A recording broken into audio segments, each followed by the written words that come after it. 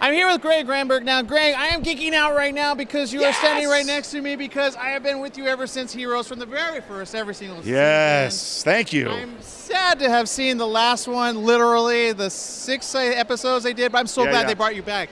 They had to bring you back. I was happy to be back. I was happy.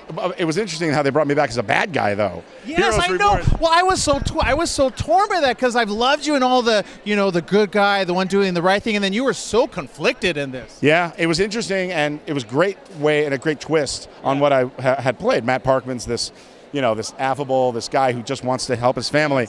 And I think ultimately that's what I was trying to do. I never got to really redeem myself. I went off the road and I was in a ditch, and that's the way they left me. So hopefully Matt Parkman has AAA because I got to get that car out of that ditch. I know, they never did answer that. There's always those cliffhangers that they're hoping they'll take up more. Yeah. Now, we're out here for a very serious cause, and I hate to ask this, but we have to. Whenever you hear of cancer, and there's always personal stories, I'm sure you have your own. Yeah, I'm proud to tell my personal story. My mom, Sandy Grunberg, is who I'm standing up tonight for. I'm also standing up for Carol Abrams, who unfortunately lost her battle.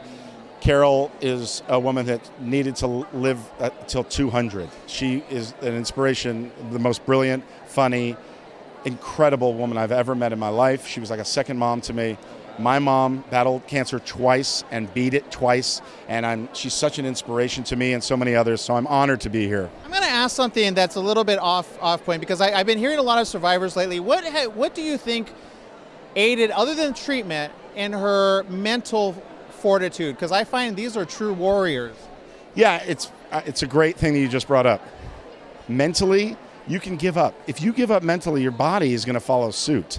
Right. Your body is going to react the way you want it to react. It's hard to find that light at the end of that tunnel.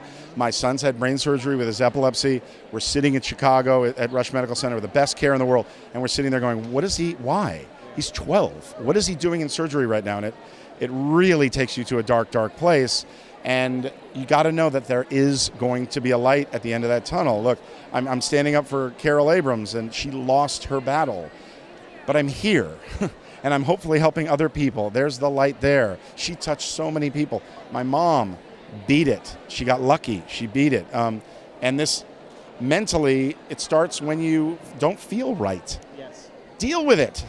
Deal with it, It's interesting. You hear doctors often say you have this amount of time, but I've heard so many that pass and push through that. They say no, they don't want that to be their reality. They make their own reality. Yeah. And those are the ones, and it's things like this that we need to do more of about the mind, right? That's absolutely right. And we need to support the people that are going through this terrible cancer car wash, as I call it, because when you have cancer, I cannot ever know how somebody is feeling. I can't look in the camera right now and go, hey, I get it. I don't get it. And I don't can't really read minds, people, no. Although I know you think he can. Right, exactly.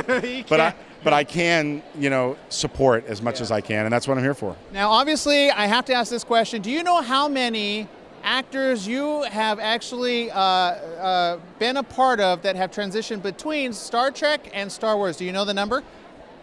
Wow, I think it's 3.